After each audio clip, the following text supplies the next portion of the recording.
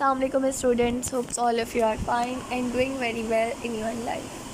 बच्चों, आप सबको बताइए चैप्टर आपकी बुक का वैसे ऐसे तमाम चैप्टर्स से बेसिकली थोड़ा सा लेंदी चैप्टर था, बिकॉज दोज स्टूडेंट्स जो जस्ट फिज़िक्स और केमिस्ट्री पढ़ते हैं, लाइक इंजीनियरिंग वगैरह के लिए मतलब प्रिपेयरिंग है उनकी, तो मतलब उन बच्चों का तो फिर इंटरेस्ट इतना डेवलप होता नहीं, तो उनको हर चीज़ बहुत अच्छे से समझानी पड़ती है।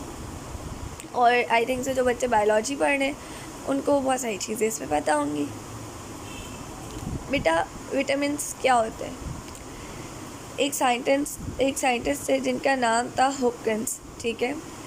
हॉपकिंस ने एक और न्यूट्रिएंट को डिस्कवर किया था, जैसे उन्होंने बताया था कि ऐसे कार्बोहाइड्रेट है, प्रोटीन है, लिपिड है, इसके अलावा भी एक न्यूट्रिएंट है जो रिक्वायर होता है इंसान को, ठीक है। लेकिन वो क्या होता है, क्या चीज़ होती है, ये तमाम चीज़ें उन्होंने नहीं बताई थी। उन्होंने कहा था कि वो जो है वो एक्सेसरी ग्रोथ फैक्टर्स हैं, ठीक है। बाद में इनको नाम दिया गया था, एक साइंटिस्ट ने इनको नाम दिया था विटामिन। पहले जो कंसीडर किया था, हॉपकिंस कहते थे कि कार्बोहाइड्रेट, प्रोटीन, लिपिड्स, इन सब के अलावा भी ना इंसान की ग्रोथ के लिए ना कुछ चीज़ें चाहिए होती हैं, कुछ न्यूट्रिएंट्स चाहिए होते हैं, और उन्होंने कहा था कि वो हमारे पास एक्सेसरी ग्रोथ फैक्टर्स होते हैं। फिर एक साइंटिस्ट थे फंक, ठीक है, उन्होंने जो है क्या कहते हैं, इसको नाम दिया था विटामिन का, ठीक है। फिर हमारे पास ये नाम मुझे याद नहीं आ रहा, और आप देख भी लेगा, मुझे नज़र भी नहीं आ रहा। उन्होंने डिस्कवर किया था एक विटामिन B1, यानी कि विटामिन बी जो है ना, ठीक है बेटा, विटामिन बी के ना कुछ टाइप्स होती हैं। विटामिन B1 होता है, B12 होता है, B2 होता है, ठीक है। तो उन्होंने विटामिन B1 को डिस्कवर किया था, जिसको थायामिन कहते हैं, ठीक है। अच्छा भाई, विटामिन्स की टाइप क्या होती है? विटामिन्स की ना बेसिकली दो टाइप्स है, on the basis of solubility, ठीक है, कि वो हल हो सकते हैं या नहीं। सबसे पहले हमारे पास आते हैं वाटर सॉल्युबल विटामिन्स। ये जो विटामिन्स होते हैं ये पानी में डिज़ोल्व हो सकते हैं, और इनको हम लोग वाटर सॉल्युबल विटामिन्स कहते हैं। ये विटामिन्स आपको कहाँ से मिल जाएंगे? आपके फ्रूट से मिल जाएंगे, सीरियल से मिल जाएंगे। जनरली जो विटामिन बी होता है, जिसको हम कॉम्प्लेक्स भी कहते हैं, विटामिन कॉम्प्लेक्स भी कहते हैं, और विटामिन सी, ये वाटर सॉल्युबल होते हैं। Remember, I am talking about vitamin B and C, they both are soluble in water. और ये these vitamin are not stored in body. ये विटामिन जो है आपकी बॉडी में स्टोर नहीं होते हैं, ठीक है। यानी कि आपकी बॉडी के अंदर अगर ये जाएंगे तो ये फ़ौरन जो भी इनके काम होगा ये उसमें लग जाएंगे, ठीक है। अगर आप इन विटामिन्स को बहुत ज़्यादा लेना शुरू कर दें, एक्सेस में ले लें, तो बेटा कोई चीज़ बहुत ज़्यादा भी लेते हैं तो वो हमारे लिए नुकसानदेह होती है, ठीक है। लेकिन अगर आप इन विटामिन्स को बहुत ज़्यादा ले लेंगे तो ये हमें ऐसे नुकसान नहीं देंगी, ठीक है। अगर क्योंकि क्या होता है कि ये जो विटामिन अगर बहुत ज़्यादा आ जाए ना, तो वो एक आराम से ना आपकी बॉडी से एक्सक्रीट आउट हो जाते हैं, निकल जाते हैं, ठीक है। यहाँ पे आपको एक डिज़ीज़ नज़र आ रही है, बेरी बेरी, ठीक है। बेरी बेरी कैसी डिज़ीज़ होती है बेटा? जिन बच्चों के अंदर विटामिन बी की तादाद कम हो, ठीक है, उनको ये डिज़ीज़ हो जाती है। या जिन बच्चों के अंदर विटामिन डी की एफिशिएंसी हो तो उनको रिकेट्स हो जाता है। रिकेट्स में देखें आप, इसके पाँव किस तरह से बोल्ड हो गए, मुड़ गए, ठीक है। अच्छा भाई, फैट सॉल्युबल कुछ विटामिन होते हैं जो फैट्स में सॉल्युबल होते हैं, ऑर्गेनिक सॉल्वेंट्स में सॉल्युबल होते हैं, ठीक है। उनको हम लोग फैट सॉल्युबल विटामिन कहते हैं, जैसे कि विटामिन ए और डी, इनको हम लोग सनशाइन विटामिन्स भी कहते हैं। रिमेंबर, सनशाइन डी वाले को कहते हैं, सॉरी, क्योंकि हमें कहाँ से मिलता है? हमें सन से मिलता है। बेटा एक चीज़ याद रखना, आप मिल्क पी लेते हैं, ठीक है, दूध पी लेते हैं, उसके बाद क्या होता है कि सब कहते हैं यार हम तो इतना दूध पीते हैं, उसके बावजूद जो है हमारी हड्डियाँ कमज़ोर हैं। इसका मकसद क्या है? इसका मकसद ये कि विटामिन डी तो आपकी कैल्शियम तो आपके अंदर जा रहा है दूध से, लेकिन वो कैल्शियम आपकी हड्डियाँ एब्जॉर्ब नहीं कर देंगी। क्यों नहीं कर देंगे? क्योंकि बेटा जब तक धूप में नहीं निकलोगे, विटामिन डी नहीं मिलेगा, तो वो कैल्शियम कैसे एब्जॉर्ब होगा? कैल्शियम को हड्डियों में एब्जॉर्ब जो विटामिन करवाता है वो विटामिन डी होता है, ठीक है। इसके अलावा विटामिन ई और के, ये सारे के सारे सॉल्युबल विटामिन होते हैं, और ये बॉडी के अंदर लॉन्ग टाइम के लिए स्टोर हो जाते हैं, और जब इनकी ज़रूरत होती है तो वो विटामिन हमें मिल जाते हैं। ये विटामिन हमें लिपिड से मिलते हैं, ठीक है। If we take over dosages of vitamin they may harm us and cause disease. अगर आप ये वाले विटामिन बहुत ज़्यादा तादाद में ले लेंगे तो आपको बहुत ज़्यादा मसला हो सकता है। जैसे फॉर एग्जांपल कुछ लोग जो होते हैं ना, वो विटामिन ए को बहुत ज़्यादा खाना शुरू कर देते, तो उसकी कैप्सूल पता है नहीं भाई हमें विटामिन ए की कमी होगी। अच्छा भाई ठीक है, गए बाज़ार से सप्लीमेंट्स ली मेडिकल स्टोर से और उसको एक्स्ट्रा अमाउंट में खाना शुरू कर दिया। उससे क्या होता है, उनके सर में बहुत दर्द रहता है और इरिटेशन होती है। ठीक है, अगर आप विटामिन डी बहुत ज़्यादा ले लोगे तो बेटा वो पता है क्या करेगा, जो कैल्शियम उसको आपकी हड्डियों में एब्जॉर्ब करना चाहिए ना, उसको भी आपकी हड्डियों से निकाल देगा अगर बहुत ज़्यादा तादाद में ले लोगे। ठीक है, तो उसकी वजह से हड्डियों में दर्द वगैरह होता है। विटामिन ई को बहुत ज़्यादा लेने से बहुत ज़्यादा थक जाते हैं और सर दर्द रहता है।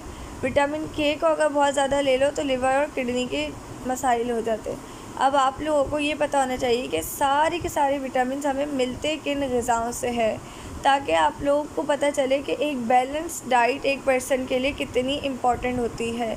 हम जो बात कहते हैं ना कि भाई ये जो न्यूट्रिएंट्स जो हमें न्यूट्रिशन के अबाउट बता रहे होते हैं, इनको कोई नॉलेज नहीं है बेटा, इन्हें बहुत नॉलेज होती हैगी।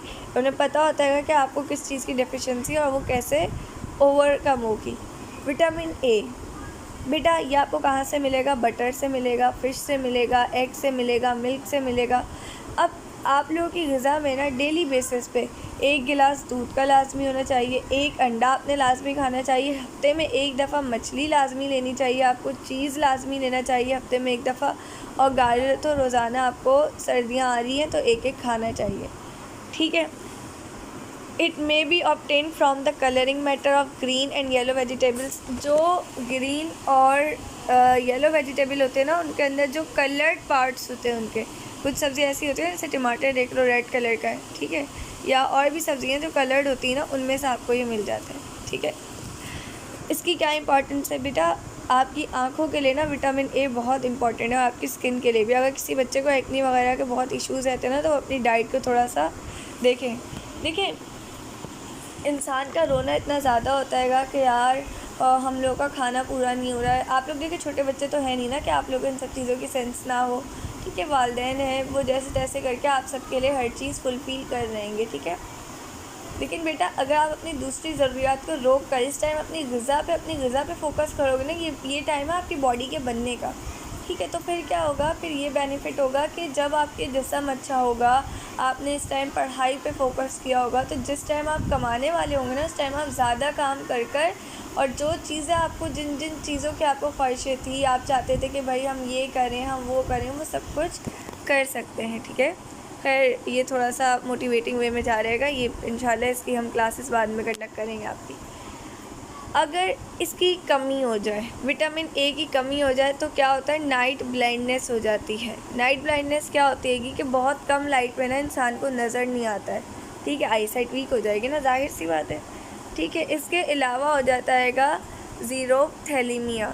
ज़ीरोथैलेमिया हमारे पास क्या होता हैगा कि आपकी जो आँखें होती हैं ना, उनमें से टेयर्स आना, आंसू आना बंद हो जाते हैं। यानी कि आपके जो टेयर ग्लैंड्स है ना, आंसू बनाने वाले ग्लैंड्स, वो अपना काम रोक देते हैं। आपकी स्किन बहुत ज़्यादा खुश्क रहती है। तो ये सारी ना एक आपको सिम्टम्स पता चलते हैं। मतलब फॉर एग्ज़ाम्पल अब एक पर्सन हैगा, उसको कैसे पता चलेगा उसके अंदर विटामिन ए की कमी हो रही है, उसकी स्किन बहुत ज़्यादा ड्राई रहने लगेगी। जब भी होता है ना कि सर्दियों में अंडे खाते हैं लोग, फ़िश खाते हैं, ऐसी गर्म चीज़ें खाते हैं, समझ आ रहा है कि हर चीज़ बेमकसद नहीं है। गाजर खाते, गाजर क्यों अल्लाह ताला ने सर्दियों को उस पर रखा हुआ है, क्योंकि ड्राइनेस इतनी होती है स्किन की।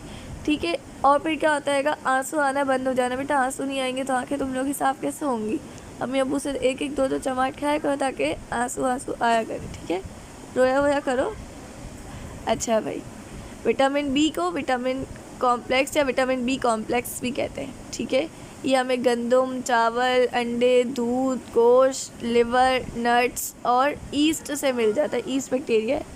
ये किसके लिए इम्पॉर्टेंट होता है बेटा, ये आपके स्किन और आपकी नर्व्स, मोस्ट इम्पॉर्टेंट थिंग्स, आपकी नर्व के लिए बहुत इम्पॉर्टेंट होता है।